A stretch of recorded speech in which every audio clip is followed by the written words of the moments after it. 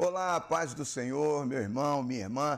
Eu sou o pastor André Cardoso e que bênção estarmos mais uma vez juntos para a Escola Bíblica Online da Igreja Evangélica Canaã. Que bênção, que alegria. Antes de fazer aqui a leitura do texto, lembrando os irmãos, nós estamos estudando a supremacia das Escrituras, a inspirada, inerrante e infalível palavra de Deus. Hoje, a lição de número 8, nós estaremos falando sobre a lei, os evangelhos revelam Jesus.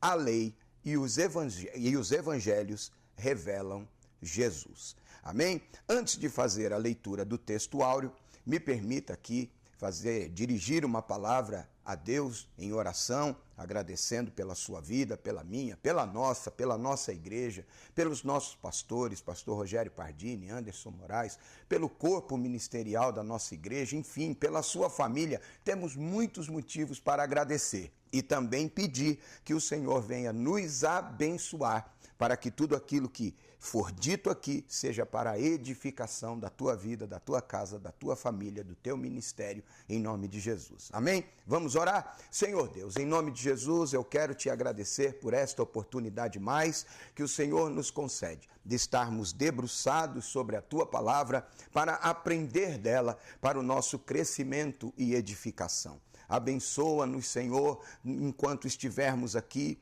ministrando, meditando. Abençoa os meus irmãos, abençoa os nossos pastores, abençoa a nossa igreja, abençoa, Senhor, as famílias, enfim, que a tua boa mão esteja sobre nós, nos sustentando, nos guardando, nos livrando e protegendo de todo mal. É o pedido que fazemos e desde já agradecemos, crendo na bênção, em nome de Jesus. Amém. E amém. Amém? Glória a Deus. Vamos lá. Texto áureo. O texto áureo está em Deuteronômio, capítulo 6, versículo número 4, e diz assim: Ouve, Israel, o Senhor nosso Deus é o único Senhor. Ouve, ó Israel, o Senhor nosso Deus é o único Senhor. Deuteronômio, capítulo 6, versículo de número 4. A verdade prática diz o seguinte: a lei não salva, mas esboça o plano da redenção em Cristo. E isto é confirmado nos evangelhos. Amém? É sobre isso que nós iremos estudar, meditar na lição de hoje. Os objetivos dessa lição são apontar que a lei era transitória e esboçava o plano da redenção em Cristo. Em segundo lugar, afirmar que os evangelhos são as boas novas do reino de Deus e da salvação em Cristo Jesus.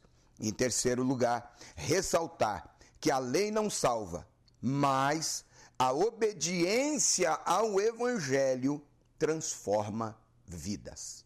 Amém? Então, vamos à nossa lição. A introdução diz o seguinte: a lei e os evangelhos pertencem, respectivamente, ao Antigo e ao Novo Testamento. São livros sagrados de origem divina que integram o cânon das Escrituras. Possuem igual autoridade como regra de fé e prática, porém com funções distintas. Os preceitos e as narrativas da lei têm aplicações nos evangelhos. E na lição de hoje estudaremos a relação entre o Pentateuco e a mensagem de Cristo contida nos 4 evangelhos. Amém? Vamos então ao primeiro tópico da lição, o Pentateuco, a lei de Deus. Os 5 livros da lei. Pentateuco é uma palavra que deriva de 2 termos gregos. Pentateucos, que significa 5 volumes. Trata do conjunto formado pelos 5 primeiros livros do Antigo Testamento, que são Gênesis, Êxodo, Levítico, Números, Deuteronômio. Estes 5 livros formam o Pentateuco. Amém? Continuando. No texto hebraico, e pelos judeus ainda hoje, esses volumes são denominados a Torá. Amém? Com o sentido de introdução, ensino e direção. A totalidade do Pentateuco é indicada nas páginas da Bíblia Sagrada como o Pentateuco é apresentado na Bíblia de algumas maneiras. Algumas delas nós vamos falar aqui. Por exemplo, o Pentateuco, a Torá, a lei de Deus é descrita, apresentada na Bíblia como lei, isso em Êxodo capítulo 24, verso 12, e também em Mateus capítulo 5, verso 17. A lei de Moisés, em Josué capítulo 8, verso 31 e 32, e Atos dos Apóstolos, capítulo 13, verso 39, é chamada também de a lei de Deus, Neemias 8:8 e Romanos 7:22, e também é chamado o Pentateuco como a lei do Senhor, isso em Neemias 10:29 e Lucas, capítulo 2, verso 22 e 23. Então, já na introdução aqui, nesse primeiro tópico, você percebe que as referências feitas à palavra de Deus ao Pentateuco como lei são apresentadas no Antigo e no Novo Testamento. A lei de Deus está presente. E lembrando, e nós vamos falar disso daqui a pouco, que Jesus não veio para abolir a lei, ele cumpriu toda a lei. Amém? Vamos lá. Segundo tópico, a grandeza da lei. Estuda-se a lei sob 3 aspectos. Sobre 3 aspectos nós devemos estudar, meditar, observar a lei. Primeiro, os princípios morais, que possuem validade permanente para todos os povos. Aquilo que é de ordem moral, que está contido na lei, não foi apenas para os judeus. Naquela época, é para os judeus daquele tempo, daquela época, de hoje, e todos aqueles que creem na Bíblia como livro de regra de prática de fé e vida, ou de vida, fé e prática, devem observar todos os princípios e preceitos morais da lei. Em segundo lugar, cerimoniais, que tratam da liturgia religiosa dos judeus. Isso é específico para o culto daquela época, para o culto judeu, segundo tudo que estava determinado na lei, quanto ao culto no tabernáculo e no templo, no que diz respeito a sacrifício, unção e enfim. Amém? Então, isso é específico para a liturgia religiosa dos judeus. Em terceiro lugar, civis, que dizem respeito à responsabilidade do israelita como cidadão, os princípios cíveis. Nossa declaração de fé ensina que a lei de Moisés é o mais importante código de lei da antiguidade por sua santidade, por seu caráter espiritual e por sua autoridade divina. A lei é santa e o mandamento santo, justo e bom. A lei é espiritual. Romanos, capítulo 7, verso de número 12 e verso 14. Alguém vai perguntar assim, a nossa declaração de fé? Sim, o credo da nossa igreja. Se você quiser ter acesso ao credo da nossa igreja, acesse a página da Igreja Evangélica Canaã na internet, ou vindo aos cultos, você pode receber ou retirar, pedir para um dos nossos obreiros um exemplar do nosso anuário, e ali tem um resumo, um breve resumo do credo da igreja, das diretrizes espirituais, escriturísticas, daquilo que rege a liturgia e a prática da fé na Igreja Evangélica Canaã. Amém? Vamos continuando aqui. Contudo, enfatiza o documento doutrinário que a grandeza da lei vai além de tudo isso, pois nela Deus esboça o plano da redenção humana em Cristo. A lei esboça o plano da redenção que seria manifesto em Cristo. Por isso, a importância de conhecer, de estudar, de aprender sobre a lei. E isso você vai perceber em Romanos capítulo 10, verso 4, que está escrito, por fim, porque o fim da lei é Cristo, para a justiça de todo aquele que crê. Amém? Terceiro, a lei e a fé cristã. A Escritura afirma que a função da lei era transitória. Hebreus 10, 1, porque tendo a lei a sombra dos bens futuros e não a imagem exata das coisas. É o que diz o texto. A lei ela é uma sombra daquilo que viria a ser. Ela não era um fim em si. Ela não era exata no que diz respeito a isso. Isto se cumpre em Jesus Cristo. Amém? Ela foi dada para revelar o pecado e demonstrar a necessidade da graça. Vamos ler alguns textos aqui que são muito importantes. Nós vamos usar bastante aqui a epístola aos Gálatas. Vamos ler capítulo 3, verso 19, que diz: logo, para que é a lei?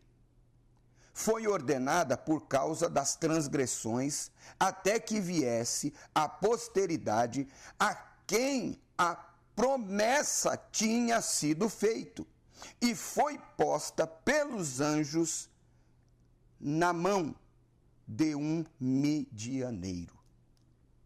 E assim serviu de aio, de esteio, de base, para nos conduzir à redenção em Cristo. Verso 24, de maneira que a lei nos serviu de aio, para nos conduzir a Cristo, para que, pela fé, fôssemos justificados. A lei nos conduz a Cristo e em Cristo somos justificados.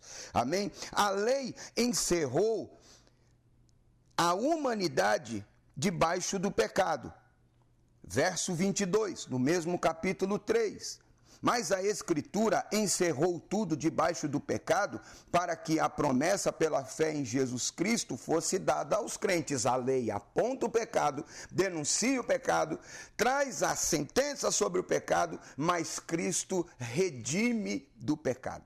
Glória a Deus, louvado seja Deus. Desse modo, ninguém pode ser salvo pelas obras da lei, mas pela fé. No capítulo 2 de Gálatas, o verso de número 16 diz: sabendo que o homem não é justificado pelas obras da lei, mas pela fé em Jesus Cristo, temos também crido em Jesus Cristo para sermos justificados pela fé de Cristo e não pelas obras da lei. Porquanto pelas obras da lei nenhuma carne será justificada. Ninguém a si mesmo se justifica, nem pelas obras da lei, nem pela observância da lei, mas somente pela fé em Cristo Jesus. Louvado seja Deus. Nesse aspecto, a obra de Cristo nos resgatou da maldição da lei. Oh, glória! A obra de Cristo nos resgatou da maldição da lei. 3:13 de Gálatas, que diz o seguinte: Cristo nos resgatou da maldição da lei, fazendo-se maldição por nós, porque está escrito: maldito todo aquele que for pendurado no madeiro. Sobre isso, Isaías fala centenas de anos atrás, em Isaías, no capítulo de número 53, dizendo que o castigo que nos traz a paz estava sobre ele. Ele tomou sobre si a maldição, fazendo bendito todo aquele que nele crê e confessa que Jesus Cristo é o Senhor. Louvado seja Deus. E assim, então, ele nos deu vida mediante o Evangelho. Cristo, o único sem pecado, cumpriu a lei e inaugurou a dispensação da graça. Agora, livres da lei, vivemos debaixo da graça divina. E todo aquele que permanece em Cristo vive sem pecado. Todo aquele que vive em Cristo verdadeiramente não vive mais em pecado. 1 João, capítulo 3, verso de número 6, diz assim: qualquer que permanece nele não peca. Qualquer que peca não o viu nem o conheceu. Quem está em Cristo é nova criatura.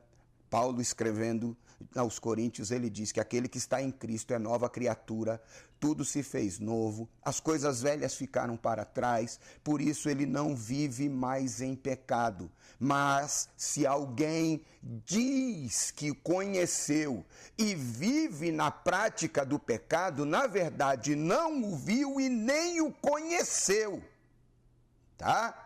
Qualquer que permanece nele não peca. Qualquer que peca não o viu nem o conheceu. Pense nisso. Então chegamos ao final deste tópico e a síntese deste tópico é: a lei esboça o plano da redenção em Cristo. Pelos méritos da cruz de Cristo fomos resgatados da maldição. Amém? Vamos para o segundo tópico: os evangelhos e a mensagem de Cristo. O conceito de evangelho. O termo evangelho tem origem no grego evangelion, com o significado de boas novas. Evangelho, boas novas. Evangelho de Jesus Cristo, boas novas de Jesus Cristo. Refere-se à mensagem do reino de Deus e da salvação por meio de Cristo. As boas novas do Evangelho dizem respeito à redenção, ao perdão, à justificação, à salvação em Cristo Jesus. Amém? Atos, capítulo 15, verso 7 e capítulo 20, verso 24, tanto Pedro quanto Paulo estão falando que eles foram chamados e vocacionados para pregar o evangelho do reino, o evangelho de Jesus, ou seja, aquilo que não é deles, mas aquilo que eles receberam por comissão da parte do Senhor Jesus Cristo. Amém? Os autores dos evangelhos são chamados de evangelistas, o que significa pregadores de boas novas, anunciadores de boas novas. Esses são os evangelistas, aqueles que anunciam, que pregam as boas novas, que são portadores das boas novas. Os 4 evangelhos são os seguintes: os 3 primeiros, Mateus, Marcos e Lucas, que são chamados de evangelhos sinóticos. Por que sinóticos? Porque são semelhantes entre si. Tem muitas semelhanças textuais. Muitas coisas são descritas em Mateus, Marcos e Lucas, simultaneamente. O 4º evangelho, que é o evangelho escrito por João, o evangelista, tem algumas peculiaridades e enfatiza o ministério de Cristo na Judéia. Ressalta-se que, embora retratada de modo distinto, a mensagem dos evangelhos é única, tá? São perfeitamente harmônicos, os 3 primeiros com similaridades entre si, o 4º tendo as suas particularidades, mas os 4 formando um único texto que revela a Jesus Cristo, cada um à sua maneira, segundo a sua visão, a sua interpretação. Mas o importante dizer é que o Evangelho tem um único objetivo, que é apresentar a Jesus Cristo como o único e suficiente Salvador para a humanidade. Vamos ler mais uma vez Gálatas, capítulo 1, vamos ler o verso de número 8. Diz assim: mas ainda que nós mesmos, ou um anjo do céu vos anuncie outro evangelho, não tem outro evangelho. Não existe outro evangelho. Além do que já vos tenho anunciado, seja anátema. É um único evangelho. Os quatro formam um, e este é o único evangelho que revela a Jesus Cristo. Segundo, a mensagem do reino de Deus. Em Mateus, o Senhor Jesus, após o batismo nas águas e sua vitória na tentação no deserto, passou a pregar a chegada do reino dos céus. Nos outros sinóticos, a pregação do reino também aparece como tema central da mensagem de Cristo. Confira Marcos 1,15 e Lucas 4,43. E João enfatiza que o reino divino não é desse mundo, é divino. Tá? O reino de Deus não é deste mundo, é divino. João 18,36. Os evangelhos indicam que as profecias messiânicas se cumpriram em Cristo. Vamos ver Lucas, capítulo 4, verso 18. E o Espírito do Senhor está sobre mim, pelo que me ungiu para evangelizar os pobres. Enviou-me para curar os quebrantados de coração, apregoar liberdade aos cativos, dar vista aos cegos e pôr em liberdade todos os oprimidos e anunciar o ano aceitável do Senhor. Verso 20. E cerrando o livro e tornando a dá-lo ao ministro, assentou-se e os olhos de todos na sinagoga estavam sobre ele. Então começou a dizer-lhes: hoje cumpriu esta escritura em vossos ouvidos. Ele é a revelação, o cumprimento das profecias sobre o Messias. Ele é o Messias. Neles, Jesus, nos evangelhos, é apontado como filho de Davi, como filho de Deus. Isso você vai ler em Mateus 1:1 e Marcos, capítulo 1, verso 1. Sua vinda inaugura o começo do reino que requer a conversão dos pecadores.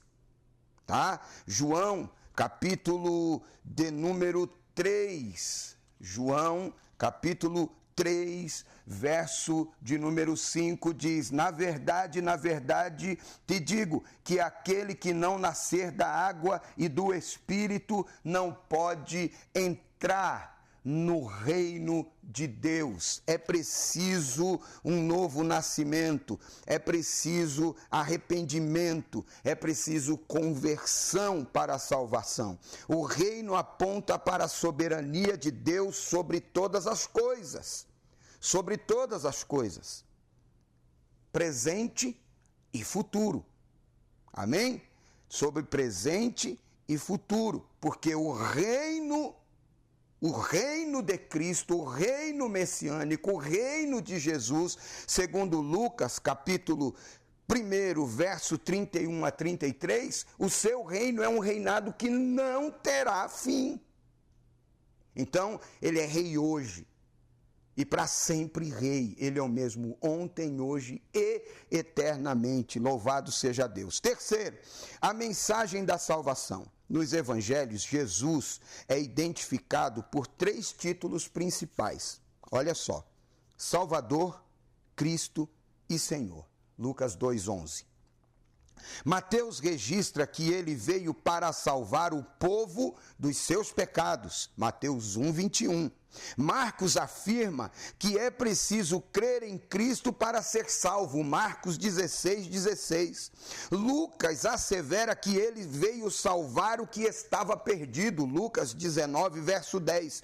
João esclarece que ele é o Salvador do mundo, João 4:42. Por isso a mensagem da salvação é um ato de amor e da graça divina pelos méritos de Cristo. João 3,16. Deus amou o mundo de tal maneira que deu o seu único Filho para que todo aquele que nele crê não pereça, mas tenha a vida eterna. Os elementos dessa salvação incluem fé no sacrifício de Cristo e arrependimento de pecados e novo nascimento.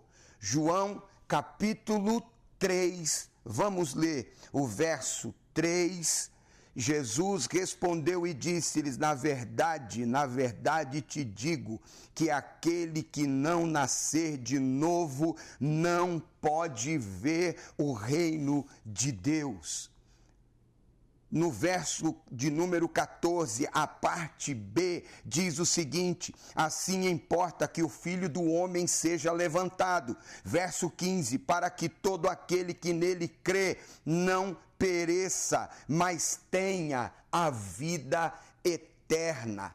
É preciso crer no sacrifício de Cristo, arrepender-se dos pecados e nascer de novo para ser contemplado com a salvação em Cristo Jesus. Chegamos ao final deste segundo tópico e a síntese dele é: os evangelhos são as boas novas que proclamam o reino de Deus e a mensagem de salvação em Jesus Cristo. Esta é a centralidade da mensagem do evangelista. Cristo, a salvação em Cristo Jesus. Amém? Todas as outras coisas vêm depois disso. Não tem como dizer, eu sou crente sem passar pela cruz, sem passar pelo Evangelho, sem conhecer o sacrifício de Cristo, a vida de Cristo, o ministério de Cristo, as profecias messiânicas cumpridas em Cristo, crer no seu sacrifício, crer no sangue que foi derramado e que nos redimiu e que nos comprou, e se arrepender e se converter e nascer de novo. Não tem como. Esta é a centralidade do Evangelho. Terceiro, uma mensagem transformadora. A transformação do caráter. O caráter é definido como maneira própria de cada um agir e se expressar. É peculiar, é próprio de cada pessoa, de cada ser humano. O caráter é definido como a maneira própria de cada pessoa agir e se expressar. Na lei, o decálogo, ou seja, os 10 mandamentos, apresenta as orientações básicas para o modo de viver dos israelitas, que não é só dos israelitas, porque se nós observarmos e o faremos, olharmos para os evangelhos e o Novo Testamento, estes princípios do decálogo estão lá. São observados e devem ser observados por todo crente em Jesus Cristo, e nós veremos nos evangelhos que isso é fato, exceção feita à guarda do sábado. Tá bom? Eu não acredito que você possa pensar que... Eu vou ler aqui. Vamos ler aqui. Êxodo 20. Eu não posso acreditar que você diga que não é para nós, para os crentes em Jesus Cristo, que cremos em Deus, que não seja para nós o verso 3, que diz: não terás outros deuses diante de mim. Eu não posso acreditar que você é daquelas pessoas que dizem, não, a lei e o Antigo Testamento não servem para mim, é só o Novo Testamento, então nada daquilo se aplica. Eu não acredito que não sirva para mim e para você o não farás para ti imagem de escultura, nem alguma semelhança do que há em cima no céu, nem embaixo na terra, nem nas águas, nem debaixo da terra. Não te curvarás a elas, nem as servirás, porque eu sou o Senhor teu Deus, sou Deus zeloso, que visito a maldade do pai no filho. Eu não acredito que isso aqui não sirva para você. Olha aqui o verso 7, não tomarás o nome do Senhor teu Deus em vão. Eu não acredito que não sirva para você o honra teu pai e a tua mãe, para que se prolonguem os teus dias na terra que o Senhor teu Deus te dá. Verso de número 12. Eu não acredito que não sirva para mim e para você e para todo ser humano, não precisa nem ser crente, o verso de número 13, não matarás. O verso 14, não adulterarás. O verso 15, não furtarás. O verso 16, não dirás falso testemunho do teu próximo, não cobiçarás a casa do teu próximo, não cobiçarás a mulher do teu próximo, nem o seu servo, nem a sua serva, nem o seu boi, nem a sua jumenta, nem coisa alguma do seu próximo. Eu não acredito que isso seja só lá para o Antigo Testamento, para os judeus, que não serva para mim, não. É para mim, é para você. São leis, princípios morais que devem ser observados por todos. Esses princípios, voltando à lição, também são aplicados nos evangelhos. Marcos capítulo 10, verso 19, exceto a guarda do sábado. Mateus capítulo número 12, versos 2 a 4, você vai ler isso também em Marcos capítulo 2, verso 27. Que o sábado foi feito por causa do homem e não o homem feito por causa do sábado. Sendo assim, verso 28 de Marcos 2, Jesus disse, assim o Filho do Homem até do sábado é o Senhor. Amém? Vamos lá, continuando. Contudo, a mera observância de códigos não pode salvar a ninguém. Lucas, capítulo 18, do verso 18 a 24, a Bíblia vai falar daquele mancebo rico, o jovem rico, ou mancebo de qualidade, que se aproxima de Jesus dizendo, bom mestre. Jesus o adverte dizendo, por que me chamas bom? Não há ninguém bom senão Deus que está no céu. E então ele replica e diz a Jesus, o que eu devo fazer para ser salvo, para herdar a vida eterna, para poder te seguir? O que eu faço? Jesus disse, observa os mandamentos, a lei. Ele disse, tudo isso eu observo desde a minha juventude. Eu observo a lei, eu sou zeloso pela lei. Aí Jesus disse para ele, tá bom. Então vai, vende tudo que você tem, distribui, doa aos pobres e depois você vem e vamos. Ele se entristece e vai embora. Dizendo-se zeloso da lei, ele é reprovado no primeiro mandamento da lei. Amarás ao Senhor teu Deus acima de todas as coisas. Ele foi incapaz de amar a Deus mais do que o seu dinheiro. Então, não é só observar leis, dizer que pratica leis, a prática religiosa, conhecer a liturgia, conhecer a ortodoxia, sem uma ortopraxia de fato que coadune, que seja contundente, consistente com aquilo que se diz. Tá? Não é só observar leis. Somente a graça divina é capaz de transformar o caráter humano. Só. E olha que até depois, algumas pessoas, depois de conhecerem a Cristo superficialmente, tem dificuldade de abrir mão de traços de personalidade e caráter que, na verdade, não trazem nada de bom. Você já ouviu alguém dizendo assim, eu sou assim, nasci assim, morro assim? Jesus me aceitou assim. Você vai ter que me aceitar assim. Jesus me ama do jeito que eu sou. Ele te ama do jeito que você é, mas te ama tanto que não vai deixar você continuar do jeito que você é, porque do jeito que você chegou não estava bom. Por que agora vai ser bom? Só porque você está com Cristo? Não, precisa mudar. Você reconheceu que precisava mudar no começo? Muda durante. Para ter uma vida produtiva, uma vida transformada, uma vida abençoada e abençoadora. Amém? Vamos continuar aqui. Por meio da ação do Espírito Santo e da obediência ao Evangelho, o homem pode compartilhar a natureza do caráter de Deus. Oh, aleluia! E qual é o caráter de Deus? Deus é santo. Deus é santo. Sede perfeitos, como é perfeito o vosso Pai que está no céu. Mateus 5, 48, 1 de Pedro, capítulo 1, verso de número 15. Mas como é santo aquele que vos chamou, sede vós também santos em toda a vossa maneira de viver. Verso 16, porquanto está escrito, sede santos como eu sou santo.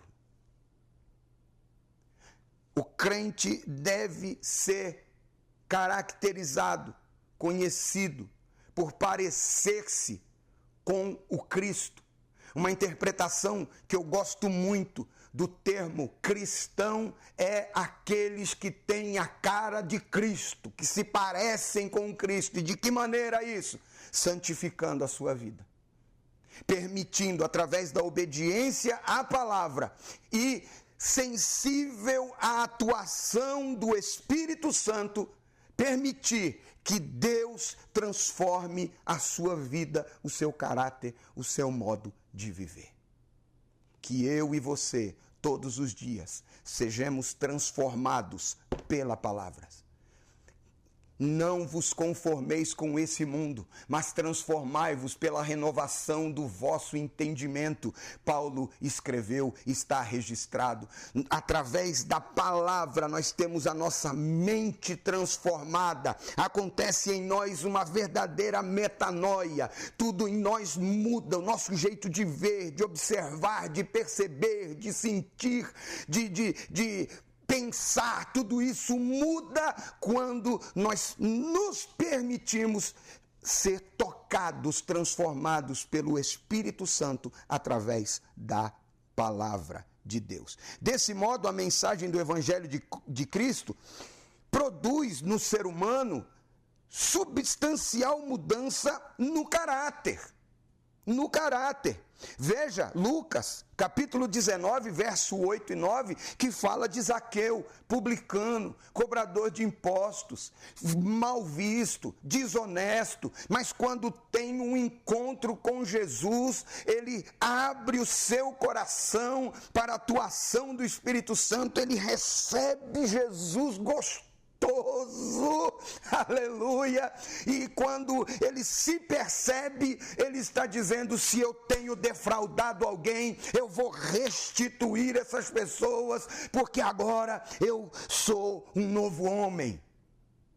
Se você é uma nova criatura, as coisas velhas têm que ficar para trás. Quem mentia não mente mais, quem roubava não rouba mais. O derramador de sangue, agora ele é alguém pró-vida, é alguém que prioriza a vida, que valoriza a vida. Se era uma pessoa iracunda, irascível, agora uma pessoa gentil, hospitaleira, como hospitaleiro deve ser o servo de Deus, principalmente os obreiros. Mudança. O Evangelho de Deus, na nossa vida, o Evangelho de Cristo é mudança. A restauração da família. A mensagem transformadora do Evangelho atua na transformação do caráter, mas também na restauração da família. Na lei, a dissolução do casamento era permitida por qualquer motivo. Deuteronômio, capítulo 24, de 1 a 4, se o camarada casasse, chegasse em casa, a esposa cozinhasse, fizesse uma comida que ele não gostasse, ele devolvia. Ela era repudiada. Se ele não gostasse de alguma coisa que ela dissesse, ele repudiava, ele botava ela para fora. Dava uma carta de divórcio, mandava embora. Era simples assim. Essa concessão feita lá em Deuteronômio 24, banalizou a união conjugal e provocava rupturas na família. Nos evangelhos, Cristo ensina que o propósito divino para o casamento é a união indissolúvel entre um homem e uma mulher.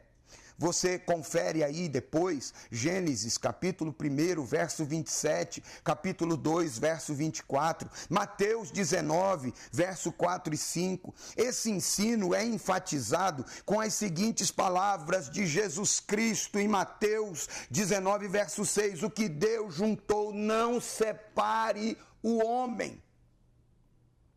Jesus, ele vem para restaurar o ser humano, o homem, e restaurar as instituições, e a principal delas, a família, o casamento. As exceções para caso de dissolução de uma família, de ruptura de um casamento, são em casos de morte, Romanos 7:2, e de infidelidade conjugal, Mateus 5:32. E deserção do lar pelo descrente, 1 Coríntios 7:15. Se um dos cônjuges não é crente e abandona o lar, o outro está livre para seguir a sua vida. Tá? E mesmo na situação de traição, de abandono, a mensagem cristã apresenta o perdão e a reconciliação como atitudes preferíveis. Porque embora Jesus tenha dito, tá, que em caso de adultério, na verdade, só ocorre a ruptura por causa da dureza do coração. Coração obstinado que se nega, que se recusa a perdoar. É nesse sentido. Então, a causa para dissolução de uma família, é a infidelidade, não, a dureza do coração. O adultério, a dureza do coração. Porque se houver amor, há perdão. E se há perdão, a reconciliação é possível e preferível. Tá? Confira Mateus 5, verso 9, verso 44, e também Mateus 18, verso 21 e 22. Em terceiro, a regeneração da sociedade. O Evangelho de Cristo vem para transformar, restaurar e regenerar. Transformar o caráter do homem, restaurar a família e regenerar a sociedade. Nossa declaração de fé, o credo da nossa igreja afirma que a estrutura dos 10 mandamentos que fazem parte da lei diz respeito a Deus e à sociedade e envolve pensamentos, palavras e obras.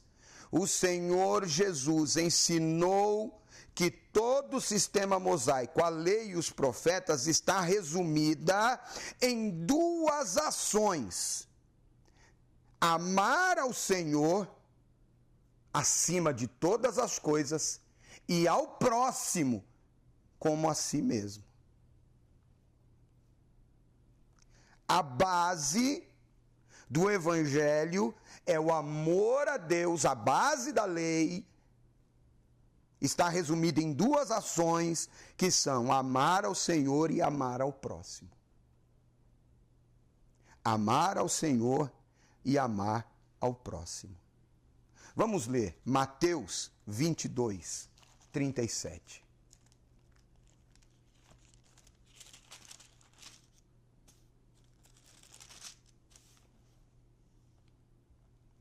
Amarás ao Senhor teu Deus de todo o teu coração e de toda a tua alma, de todo o pensamento. Este é o primeiro grande mandamento. E o segundo, semelhante a este, é: amarás ao teu próximo como a ti mesmo. Desses dois mandamentos dependem toda a lei e os profetas. Todo o mandamento, toda a lei e os profetas se resumem aqui. Aqui. Os evangelhos asseguram que o amor de Deus para com a humanidade é a base da salvação. João 3,16, Deus amou o mundo de tal maneira. Em vista disso, os cristãos receberam a missão de proclamar a mensagem às nações. Mateus 28, 19, ide ensinai todas as nações, batizando em nome do Pai, do Filho e do Espírito Santo. Marcos 16, 15, ide por todo mundo e pregai o evangelho a toda criatura. Assim sendo, a igreja fiel e guiada pelo Espírito Santo, ao pregar e viver o evangelho, torna-se sal da terra e luz do mundo. Pregar o evangelho, então, partindo desse princípio, é um ato de amor. E quem diz que ama a Deus, mas que não consegue amar o seu próximo, está no mínimo equivocado. A Bíblia coloca essa disparada da violência, da corrupção, de tantos males que acontecem no mundo, está ligado diretamente à falta de amor. Porque à medida que a iniquidade aumenta, o amor esfria. E à medida que o amor esfria, a iniquidade aumenta. Os relacionamentos são desfeitos. As inimizades, ódios, contendas, iras, blasfêmias, tudo isso por falta de amor. Quando pregamos, o ato da pregação, o ato de anunciar o evangelho é um ato de amor. E a Bíblia, como nós lemos aqui em Mateus 5, 13 e 14, diz que a igreja, nós somos sal da terra, luz no mundo. O sal é notado, é percebido. A luz, idem. E ainda mais, o que significa dizer que a igreja deve assumir um papel de protagonismo no mundo. E deve ser conhecida não pelas suas propriedades, não pela luxuosidade dos seus templos. A igreja deve ser conhecida pela pregação do Evangelho de Jesus Cristo. A igreja deve assumir este papel de protagonismo. É claro, somos cidadãos, temos que participar, temos obrigações e direitos enquanto cidadãos, mas nós não devemos ser conhecidos, a igreja não deve ser conhecida por estar envolvida na política, mas por pregar o Evangelho de Jesus Cristo. Não porque tem alguns empresários, porque não, é porque prega a Jesus Cristo. Porque é uma igreja rica financeiramente falando.